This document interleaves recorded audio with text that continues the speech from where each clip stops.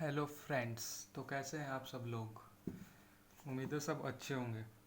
तो मैंने पहले केमिस्ट्री पे 2-3 वीडियो डाले थे, तो आज हम मैथ्स स्टार्ट करने वाले हैं। मैथ्स के अंदर क्लास 12th का first chapter relation and function, उसके अंदर से मैं आपको कुछ टॉपिक करवा दूंगा। तो हेडिंग डाल लीजिए रिलेशन एंड फंक्शन। ठीक है, दिखाई दे रहा है सबको? ठीक है। तो क्लास 11th में भी जैसे आपने पढ़ा था कि रिलेशन क्या होता है। रिलेशन सबको पता है ना क्या होता है? रिलेशन रिलेशन होता है Cartesian product, subset of Cartesian product होता है रिलेशन। और कितने रिलेशन हो सकते हैं उसका हमने एक फॉर्मूला भी पढ़ा था, 2 की पावर mn। ये क्या होता है? mn, m क्या होता है और n क्या होता है? 2 की m। जैसे एक सेट के कितने सबसेट हो सकते हैं? 2 की पावर जितने उसके अंदर एलिमेंट हैं उतने सबसेट हो सकते हैं। तो कार्टेशियन प्रोडक्ट के ही तो सबसेट होगा रिलेशन। तो कार्टेशियन प्रोडक्ट के अंदर कितने एलिमेंट होंगे? कार्टेशियन प्रोडक्ट दो सेट का क्रॉस मल्टीप्लाई तो होता है। तो इसके अंदर मान लो m एलिमेंट है, इसके अंदर n एलिमेंट है। तो कार्टेशियन प्रोडक्ट के अंदर m इंटू n एलिमेंट होंगे, तो इसके कितने सबसेट बन सकते हैं? 2 की पावर mn बन सकते हैं। तो ये हमने 11th क्लास में पढ़ा था, हालांकि ये कुछ इसका पोर्शन 12th क्लास के अंदर भी है। तो रिलेशन 2 की पावर mn बन सकते हैं। तो अब हम टाइप्स ऑफ रिलेशन पढ़ेंगे, कितने प्रकार के रिलेशन होते हैं। तो पहला रिलेशन है अपना identity identity relation. Identity relation कुछ नहीं है, बहुत आसान है। जैसे r is equal to X Y, X is equal to Y, X Y belongs to natural number. ये लो अपना identity relation. X Y identity relation के अंदर कोई सेट होगा एक्स वाई का ऑर्डर्ड पेयर, जिसके अंदर एक्स बराबर वाई, वाई बराबर एक्स होगा। यानी ये दोनों बराबर होने चाहिए और नेचुरल नंबर होने चाहिए। तो एग्जांपल ले ले इसके। एग्जांपल देखो, जैसे 1 1 ले लो, भाई ये इसके बराबर है, ये इसके बराबर है, एक्स वाई के बराबर है, वाई एक्स के बराबर है। 2 2 ले लो, 3 3 ले लो, 4 4 ले लो, and so on. Identity relation infinite relation है, ये चलता जाएगा, क्योंकि x बराबर वाई इनफाइनाइट तक ले सकते हो आप। ठीक है। तो टाइप्स, ये एक हल्का सा टाइप था, एक छोटा सा, ज़्यादा यूज में नहीं आता। बाकी अब जो आएंगे वो इम्पोर्टेंट है। Types of relation. देखो यार, रिलेशन अभी इन्होंने 3 सब टाइप हैं रिलेशन के, तो वो सब टाइप ये हैं। देखो, पहला यहाँ पे आ जाएगा, दूसरा यहाँ पे आ जाएगा, तीसरा यहाँ पे आ जाएगा। पहला है सिमेट्रिक। पहले नाम सुन लो, फिर मैं आपको बताऊंगा क्या होता है सिमेट्रिक रिलेशन। बहुत आसान है ये सब। Reflexive reflexive relation. Class 12th यहीं से चालू होती है आपकी। Transitive transitive relation. देखो, जैसे इसका यहाँ पे ये ऐसे किया था ना, एक ऐसी फॉर्म में लिखा था, वैसे सिमेट्रिक को लिख देते हैं। सिमेट्रिक में क्या होगा? पहला अपना सिमेट्रिक सिमेट्रिक रिलेशन। दिखाई पड़ रहा है ना सबको? सिमेट्रिक रिलेशन क्या होगा? आर, अब इसको मैं ऐसे लिख लेता हूँ, if A comma B belongs to R, then B comma A also belongs to R. जैसे अब मैंने आपको रिलेशन दे दिया, ये देखो, मैंने आपको एक रिलेशन दे दिया, ये देखो, ये वाला 1 1 1 3 ले लो, 1 3 3 4 4 4 6 5। क्या ये सिमेट्रिक होगा? देखो ए कोमा बी है यानी 1,3 है, तो होना ये है, तो होना क्या होना चाहिए? देन अगर ये है तो क्या होना चाहिए? बी कोमा ए होना चाहिए। 1 3 है, 3 1 नहीं है कहीं पे, मतलब ये सिमेट्रिक होगा या नहीं होगा? सिमेट्रिक नहीं होगा। अब ये ले लेते हैं, अब ये बताना आप सिमेट्रिक होगा या नहीं होगा। 1 3 3 2 2 3 और 3 1, ये सिमेट्रिक है या नहीं है, ये बता दो बस। ये सिमेट्रिक है या नहीं है? अब देखो 1 3 है, ए बी 1 3 है तो बी ए, यानी 3 1 होना चाहिए। 3 1 है, ये देखो 3 1 है, ठीक है। 3 2 है तो क्या होना चाहिए? 2 3 होना चाहिए रिलेशन के अंदर। 2 3 है ठीक बात। 2 3 है तो 3 2 होना चाहिए। 3 2 है। 3 1 है तो 1 3 होना चाहिए। 1 3 है, मतलब ये अपना सिमेट्रिक रिलेशन है।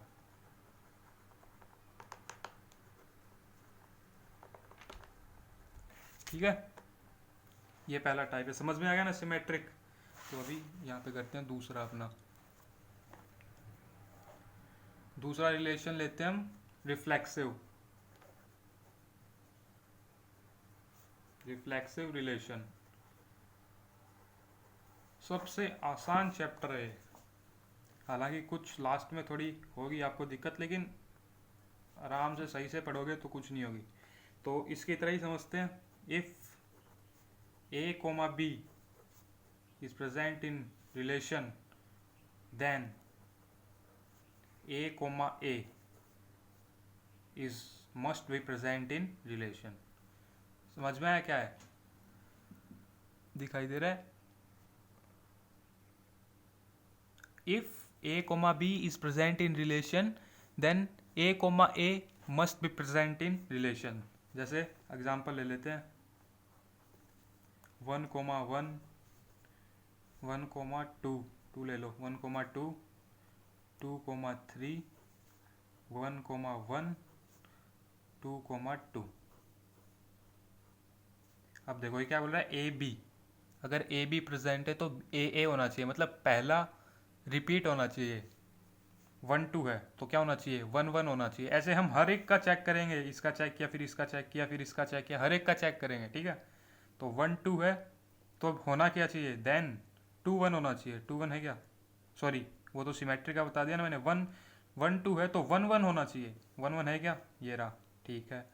अगर मान लो एक भी नहीं हुआ, 2 3 है तो क्या होना चाहिए? 2 2 होना चाहिए है। मान लो 2 3 है और 2 2 नहीं होता और खाली इसका होता 1 2 का 1 1 होता और इसका नहीं होता, तो ये रिफ्लेक्सिव नहीं होता। तो ये 2 3 है और यहाँ पे क्या है? 2 2 है, मतलब ये रिफ्लेक्सिव है। रिफ्लेक्सिव रिलेशन है ये, ठीक है।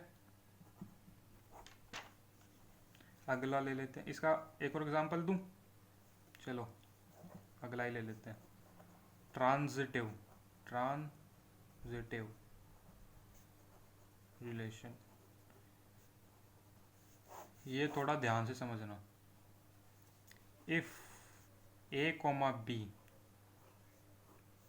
अगर ए कोमा बी है कहाँ पे? रिलेशन में, एंड बी कोमा सी भी है रिलेशन में, बी कोमा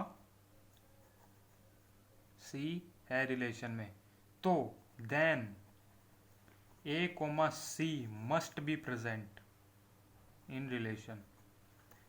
अब मैं आपको इसके 2 3 एग्जांपल दूंगा।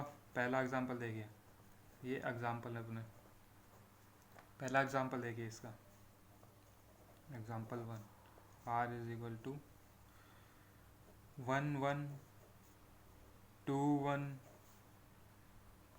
ये हो गया 1 2। ये बताया ट्रांजिटिव है या नहीं। ट्रांजिटिव के अंदर चेक क्या करना होता है? देखो चेक क्या करना होता है, ए बी 1 1 है तो कोई ऐसा ऑर्डर्ड पेयर जो इससे चालू होता हो, इसके लास्ट वाले से चालू होता हो। 1 1 है तो ये रहा, इससे चालू होता है 1 से। देन अगर ये दोनों कंडीशन फुलफिल हैं तो ए कोमा सी, यानी 1,1 होना चाहिए। जैसे देखो 1,1 है, तो एक और ऐसा पेयर ढूंढो जिसके लास्ट में शुरू में 1 हो, तो ये रहा 1,1। तो इन दोनों के, इसका फर्स्ट और इसका लास्ट वाला ऐसा कोई पेयर होना चाहिए। आ रही है बात समझ में? तो इसके अंदर है क्या कोई 1,2, ये खुद ही है तो ये होगा, ये ट्रांजिटिव रिलेशन है। और अगर मान लो ये कंडीशन ही फुलफिल ना करे, जैसे ए कोमा बी है और बी कोमा सी है ही नहीं, तो भी ट्रांजिटिव रिलेशन ही होगा। जैसे मैं आपको एग्जांपल दे देता हूँ कोई, r is equal to 1,1 1,2 then 2,3 1,3 5,6।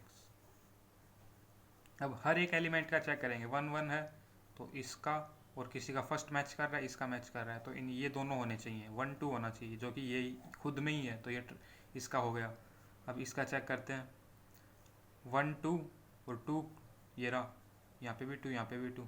इसका लास्ट और इसका फर्स्ट सेम होगा, तो इसका फर्स्ट और उस दूसरे का लास्ट सेम होना चाहिए। 1,3 ये रहा। चलो 2,3 है। अब देखो 3 और कहीं पे है नहीं है, तो मतलब ये ट्रांजिटिव होगा। ठीक है, इसके पास वही है ही नहीं कोई। ये पहले ये तो पूरा होना चाहिए, ए बी और बी सी तो पूरे होने चाहिए, फिर ही तो ए सी होगा। अगर ये नहीं होगा तो ए सी कहाँ से होगा? तो ऐसे कंडीशन में हम उसको ट्रांजिटिव ले लेंगे। ठीक है, तो ये मैंने आपको बता दिए 3 तरह के रिलेशन। पहला था सिमेट्रिक, जिसके अंदर क्या था, ए बी रिलेशन में होगा तो बी ए होना चाहिए। समझ गए? ए बी होगा तो बी ए होना चाहिए। दूसरा था रिफ्लेक्सिव। रिफ्लेक्सिव में क्या था, ए बी है रिलेशन में तो ए होना चाहिए, पहला एलिमेंट रिपीट होना चाहिए। तीसरा था ट्रांजिटिव, ए बी है तो बी सी, ए बी है और बी सी है तो ए सी होना चाहिए। ठीक है, ये अपना था रिलेशन एंड फंक्शन का। मैंने आपको रिलेशन बता दिए हैं, तो आप क्या करेंगे, अभी कुछ क्वेश्चन लगाओ एनसीईआरटी के, ट्राई करो। ठीक है, चलो एक एग्जांपल ले लेते हैं। इसके अंदर आप मुझे बताना ये ट्रांजिटिव होगा, रिफ्लेक्सिव होगा, सिमेट्रिक होगा या तीनों होगा। ले लेते हैं A comma B such that A is brother of B. Brother of B, ये बताओ कि क्या ये सिमेट्रिक होगा? सिमेट्रिक के लिए क्या करना है, ए को बी से रिप्लेस कर दो और बी को ए से रिप्लेस कर दो। तो A is brother of B, क्या लिखा है, A is brother of B. तो A is brother of B, तो क्या ये होगा कि B is also brother of A? ये होगा भाई, A is brother of B. A है वो बी का भाई है, तो जरूरी थोड़ी है बी भी ए का भाई होगा। ए बी का भाई है, तो ये जरूरी थोड़ी है बी भी ए का भाई ही होगा। बहन भी तो हो सकती है। समझ में आ रहा है? ए बी का भाई हो सकता है, लेकिन बी प्रोबेबिलिटी है कि बी बहन भी हो सकती है और भाई भी हो सकता है, तो ये अपना सिमेट्रिक नहीं होगा। सिमेट्रिक नहीं है ये वाला। अब चेक करते हैं किसके लिए, रिफ्लेक्सिव के लिए। क्या था, ए इज ब्रदर ऑफ बी। क्या ये ए इज ब्रदर ऑफ बी, क्या करना था, ए बी था एलिमेंट तो उसको ए पहला रिपीट कर देते हैं, बी की जगह भी ए ही रख देते हैं। तो A is brother of B, तो ऐसा हो सकता है क्या, ए इज ब्रदर ऑफ ए? क्या ऐसा हो सकता है? ये तो बेतुका सा लग रहा है, ऐसा नहीं हो सकता। ए कभी खुद का ही भाई थोड़ी हो सकता है भाई, कोई खुद का ही भाई थोड़ी हो सकता है। तो ये रिफ्लेक्सिव भी नहीं है, रिफ्लेक्सिव नहीं है। अब चलो ट्रांजिटिव बताओ मुझे। अब देखो ए जो है वो बी का भाई है। ठीक है, चलो अपन को चाहिए, ये देखो ए बी होना चाहिए, ए बी का भाई है, बी सी का भाई है। जस्ट अज्यूम भाई है मान लो, क्योंकि ऐसे ही अपन को करना पड़ेगा। तो अभी ऐसा हो सकता है क्या कि ए सी का भाई हो? ये दोनों मिल रहे हैं, ए बी का भाई है और बी सी का भाई है, तो भाई ऑब्वियस सी बात है ए सी का भी भाई होगा, ए सी का भी भाई होगा, तो ये ट्रांजिटिव होगा। ये दिखाई नहीं दे रहा क्या? ये मैंने थोड़ा देख लीजिए, मैंने दिखाई नहीं दिया। ट्रांजिटिव में क्या है, A is brother of B, okay. Then ये हो सकता है बी सी का भाई हो, मान लो भाई 3 भाई है, ए बी का भाई है और बी सी का भाई है, तो ए भी तो सी का भाई होगा, ऑब्वियस सी बात है। तो ये ट्रांजिटिव होगा, ठीक है। तो एक और रिलेशन लिख लो, चलो, इक्विवेलेंस रिलेशन। ये रिलेशन मतलब है नहीं, बाकी इक्विवेलेंस रिलेशन, इक्विवेलेंस रिलेशन उसको बोलते हैं जो ट्रांजिटिव भी हो, जो रिफ्लेक्सिव भी हो और जो सिमेट्रिक भी हो, ठीक है। The relation which is reflexive, symmetric and as well as transitive, ठीक है, वो इक्विवेलेंस रिलेशन कहलाता है। तो लिख लीजिए, the relation which is reflexive, transitive and as well as symmetric also, symmetric, तो क्या इक्विवेलेंस रिलेशन हो जाएगा। इसका एग्जांपल देते हैं आपको, कोई एग्जांपल ले लेते हैं, चलो। एक रिलेशन है 1,1 2,2 3,3 4,4, ये बताओ ये इक्विवेलेंस रिलेशन है या नहीं है। तो पहले चेक करते हैं भाई सिमेट्रिक के लिए, सिमेट्रिक होगा या नहीं होगा। अब देखो ए 1,1 है तो सिमेट्रिक के लिए 1,1 चाहिए, यानी ए बी है तो बी ए होना चाहिए, ए बी है तो बी ए होना चाहिए। ए का काम कौन कर रहा है 1, बी का काम कौन कर रहा है 1, तो क्या होना चाहिए बी ए होना चाहिए, यानी 1। इसको ऐसे पलट दो, इसकी मिरर इमेज ले लो तो 1 1, तो ये है, ये खुद ही है भाई, मतलब ये सिमेट्रिक होगा। 2 2, तो इसका मिरर इमेज ले लो, 2 2 होगा, 3 3 होगा, 4 4 होगा, मतलब ये सिमेट्रिक तो है, ठीक है। चलो रिफ्लेक्सिव पे आते हैं। रिफ्लेक्सिव में क्या होता है, ए बी है तो ए होना चाहिए, 1 1 है तो 1 1 होना चाहिए, 2 2 है तो 2 2 होना चाहिए, पहला 2 बार आएगा, मतलब पहले का ही एक और ऑर्डर्ड पेयर बन जाएगा, तो वो रिफ्लेक्सिव हो जाएगा। तो ये तो खुद ही है भाई, 3 3 है तो 3 3 होना चाहिए, ये 2 बार आना चाहिए 3 3, ऐसा कोई सेट है क्या, ये खुद ही तो है, तो ये रिफ्लेक्सिव भी हो जाएगा। अब बात करते हैं ट्रांजिटिव की। ट्रांजिटिव में क्या होता है, ए बी हो और बी सी हो, रिलेशन में कोई ऐसा ऑर्डर्ड पेयर हो जो ए बी हो, बी पे ख़त्म होता हो और बी से शुरू होता हो, तो क्या होगा, देन ए सी होना चाहिए। तो इसको चेक करते हैं, चलो 1 1 है, कोई और 1 पे ख़त्म हो रहेगा, नहीं हो रहा, तो ऐसा इसको और मिल ही नहीं रहा, तो ये होगा ना, पहले तो ये होना चाहिए, बाद में ही तो ये होगा, देन बाद में ही तो होगा ये, पहले ये तो कंडीशन फुलफिल हो, तो ये कंडीशन फुलफिल हो ही नहीं रही, तो भी ये कैसा होगा, ट्रांजिटिव ही तो होगा। 3 3 है, अब कोई 3 पे एंड ही नहीं हो रहा, शुरू ही नहीं हो रहा कोई दूसरा, ये तो 3 पे एंड हो रहा है लेकिन कोई दूसरा 3 पे एंड शुरू हो रहा है क्या, नहीं हो रहा ना, तो ये कैसा होगा, ट्रांजिटिव। तो ये क्या है, इक्विवेलेंस रिलेशन है ना, ये इक्विवेलेंस रिलेशन। और मैंने आपको और बताया था, ये एक और ऐसे रिलेशन को क्या कहते हैं, ऐसे रिलेशन को आइडेंटिटी रिलेशन कहते हैं, आइडेंटिटी रिलेशन। तो हम ऐसे बोल सकते हैं क्या कि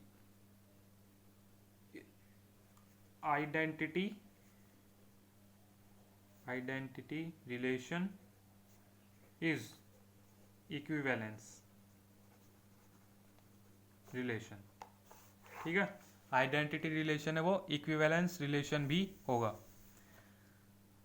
अब बात करते हैं रिलेशन के डोमेन एंड रेंज की। Domain and range and codomain also, codomain. ठीक है, अब डोमेन क्या होता है, 11th क्लास में पढ़ा था, वही डोमेन इसके अंदर है, वही कोडोमेन है, वही रेंज है। मान लो यही रिलेशन उठा लेते हैं आइडेंटिटी वाला, 1,1, 2,2, 3,3, 4,4। तो डोमेन क्या होगा इसका, सीधी सी साफ भाषा में बताऊं तो डोमेन वो होता है जो पहला एलिमेंट होता है ऑर्डर्ड पेयर का। ये देखो ये डोमेन है, 1, 2, 3 और 4। ठीक है, ये सेट वाले साइन में आएगा। कोडोमेन क्या होता है, second set, second set 1।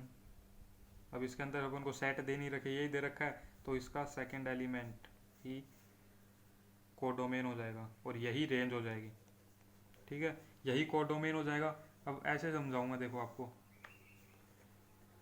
Range भी यही हो जाएगी। ये दो सेट ले लेते हैं। ठीक है, इसके अंदर मैंने ले लिया 1, 2, 3, इसके अंदर ले लिया A, B, C और D। तो ये कोई रिलेशन है, मान लो ये कोई रिलेशन है। ठीक है, ये फंक्शन, अब आपको फंक्शन की थोड़ी जानकारी हो तो ये फंक्शन नहीं हो सकता, क्योंकि 2 से 3 एरो पास कर रहे हैं। ठीक है, तो ये रिलेशन है, तो रिलेशन हो सकता है। तो अब देखो ये, ठीक है, ये डी को मत जोड़ो, 3 को भी सी से ही जोड़ दो, हरी बात समझ में। तो अब देखो कोडोमेन, इसके अंदर डोमेन बताओ पहले। तो डोमेन वो होता है जो सेट ए का हो, सॉरी सेट फर्स्ट सेट का हो, ये अपना फर्स्ट सेट है और ये अपना सेकंड सेट है। डोमेन वो होता है जो फर्स्ट सेट का हो और जो पेयर्ड हो, पेयर्ड 3 to 1, ये अपना डोमेन हो गया। रेंज बताओ, रेंज सेकंड सेट का एलिमेंट जो पेयर्ड हो, जिसकी मैपिंग हो चुकी है ए बी और सी, ए बी और सी। और कोडोमेन, कोडोमेन बी के सारे एलिमेंट, चाहे मैप हुए हो ना हुए, तो बी के सारे element A B C D. ठीक है, तो ये हो गया अपना डोमेन एंड कोडोमेन। अब इसकी डेफिनेशन आप चाहो तो लिख सकते हो। चलो यहाँ पे मैं आपको बता देता हूँ। अब और क्या रह गया, इनवर्स ऑफ रिलेशन। चलो नहीं, वैसे ही चालू करते हैं। इनवर्स ऑफ रिलेशन, इनवर्स, ये तो बहुत हल्की हल्की चीज़ें हैं, फंक्शन में आओगे तो थोड़ा पता चलेगा भाई क्या मामला है। इनवर्स ऑफ रिलेशन बहुत आसान है, रिलेशन तो बहुत ज़्यादा आसान है। रिलेशन आप मतलब 11th का रिलेशन कर लिया तो फिर आपके लिए मेन क्या है, मेन सिर्फ आपके लिए यही है, सिमेट्रिक, रिफ्लेक्सिव, ये पार्ट्स है ये, और ये क्या, इतने आसान आसान तो है। इनवर्स ऑफ रिलेशन करते हैं। चलो अब देखो, द इनवर्स रिलेशन पहले देख लो, domain interchange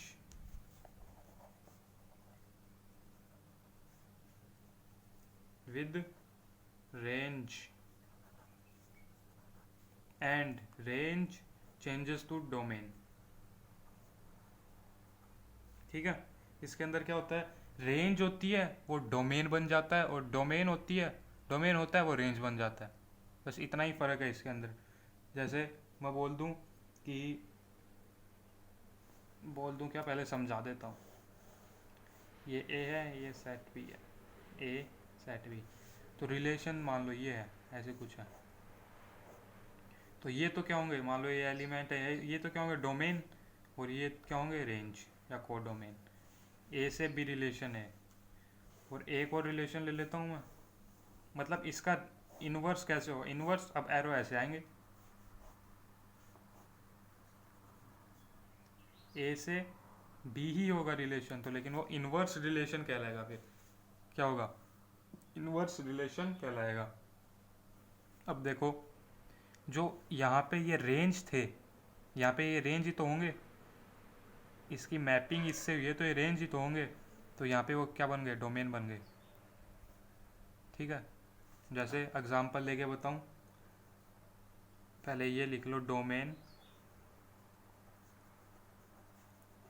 of relation is equal to